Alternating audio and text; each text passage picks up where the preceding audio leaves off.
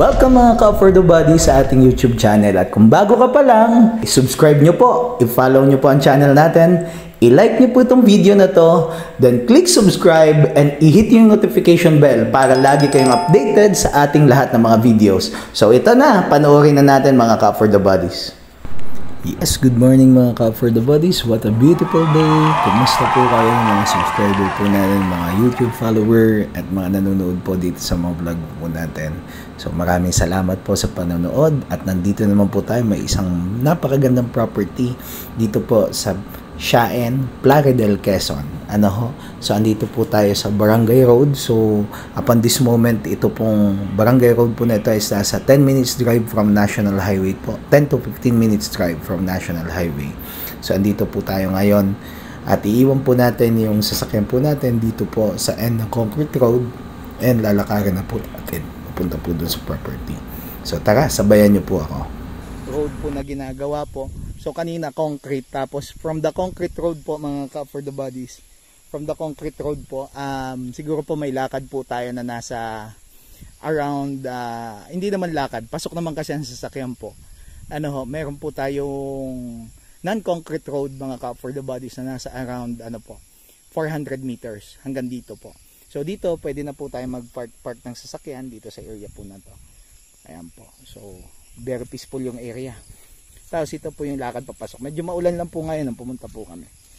Po nandito na po tayo sa right of way. Ayan po, meron po ditong tawag po dito koprahan. So ayan po. Kikita nyo po, hitik na hitik po sa mga puno ng nyug. So ito yung right of way po niya, dinadaanan po natin.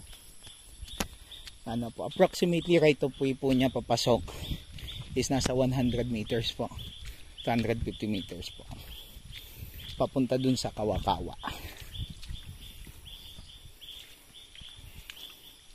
Ganda ng property na to kasi may Kawakawa. So ayan mga ka-For The Bodies, ito na po yung property ho natin. So naglakad po tayo from the right of way po. Ayan yung right of way po niya. So medyo umuulan. Ang maganda dito na experience natin na pumunta dito kahit maulan. Alam mo po, hindi po siya ganun kaputik mga ka-farm lot po natin.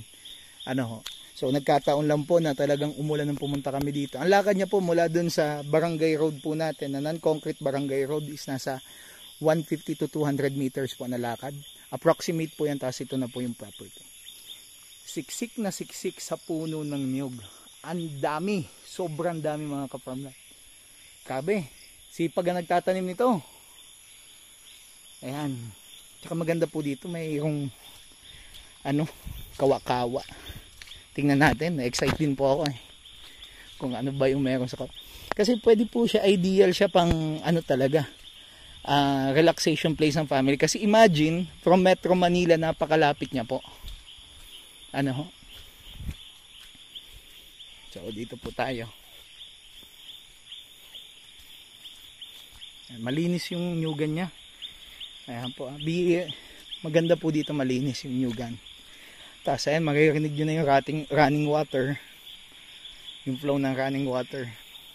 Yan walang mapaglanggayan ng nyug puno. Ayan po yung koprahan niya. So pwede na lang pong i-develop po yan mga ka for the bodies. Oh, bunga na yun, dami. Dami. Ayan o. Hitik na hitik. Di lang makita kasi madilim na. Ano po, alas 5 na po ngayon mga ka for the bodies. Kaya, ayan o. Hitik na hitik ang mga puno, bunga niya. Ayan o. Ganda ng bunga ng nyug dito, no? Kasi malapit sa tubig. Check na natin yung running water. Ito po ay dito po sa Plaridel po. Nakalayo-layo tayong konti from ano po, Southern Quezon. Medyo middle po ito. Middle part of Quezon po ito. So from Manila, mga nasa 3.5 to 4 hours lang po ang ano po dito. Kasi from Lucena, 1 hour na lang po ito. Ay wow! Ang ganda! Ay talagang pwedeng gawing resort to, ano? Tumbukan. Kaya lang. Wow! Ito yung boundary niya sa likod, ano? Oo. Yun.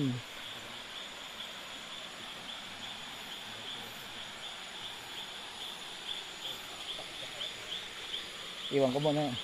Teka lang. Daling ko na to. Gasan pala natin. Jesus name. Jesus name.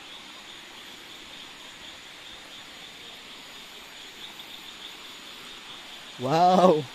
Uy, ang ganda dito ah. In Jesus name.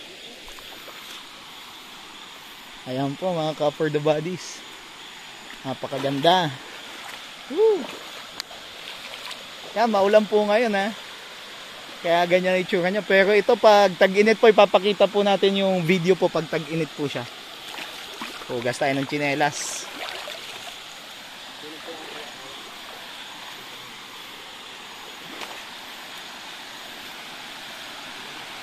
Ganda no, piknikan siguro to. Piknikan? Panalo. Tapos puno pa yung nyug niya, no? May buhangin na po kung gusto nyong mag-ano po, construct ng bahay. May buhangin na dito. Hindi na kailangan.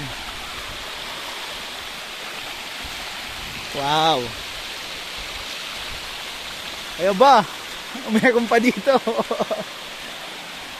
Ganda niya. Maulan to ha mga ka for the bodies. Umuulan po ngayon. Ano pa kung hindi maulan? Ang ganda po nito.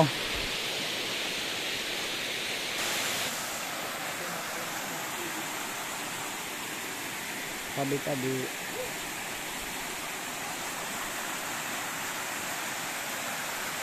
Malapit po.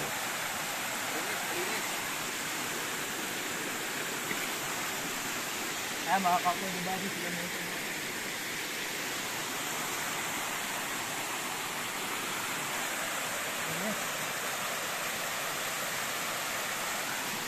Ang kwento po nitong property nito mga ka for the bodies.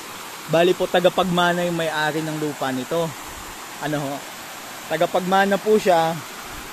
Ngayon, sa mana po nila, 2 lote na papunta sa kanya. Ano po, nahati lang po. Bali yung lupa, 3 lote, yung 2 lote, napunta ho sa kanya bilang mana niya. And take note, siya po yung isang anak po na nag-iisa ng tagapagmana. Kaya madali pong ayusin yung papel. Ano po? Yan. This is ideal for resort talaga. Tapos Siaen, Quezon lang po siya. Siaen or Plaridel is almost the same. Ano po? Is the same. Siaen and Plaridel. Ayan po. Maulan pa po nang pumunta tayo. Isang hampos na rin ito. Oo, isang hampos siya. Malalim mo. Patawag po dito, kilala po ito as Kawa-Kawa. Kawa-Kawa Falls. Ayan po, may mga falls. Running water po siya. Continuous ano po siya. Okay. Yung sa taas, mayroon pa po doon.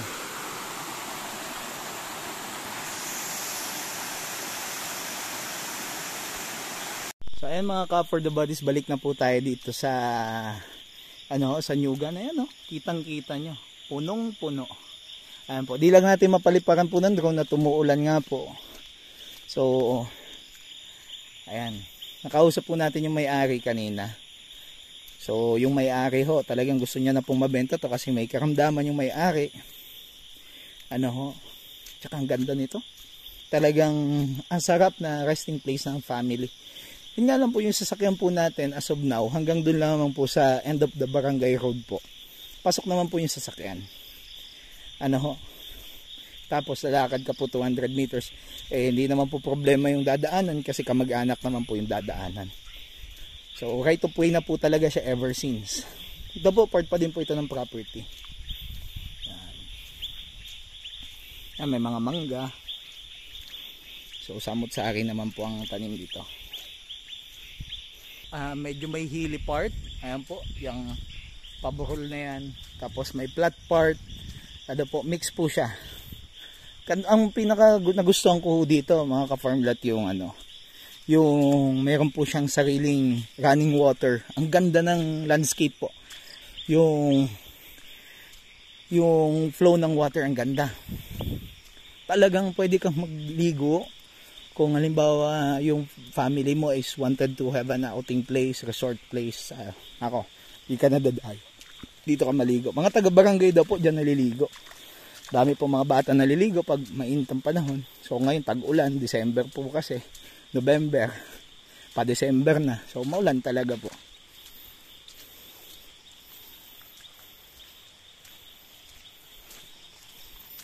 So ay mga ka-for the body sa interested po dito sa property na yan, punong-puno, yung mga saging. So mga interested po sa property na to, kindly message me. Ma'am sir, dito po ang number natin, upper right hand corner ng screen. So, thank you very much po sa mga nagmamahalo sa atin. Thank you very much po sa mga sumusuporta. Mga ka-for the bodies, hanggang dito lamang po ang video natin. Sa Diyos po ang lahat ng kapurihan. Kanya lamang. So, see you po sa ating next video. So, God bless. Bye-bye for now. Ingat po kayong lahat.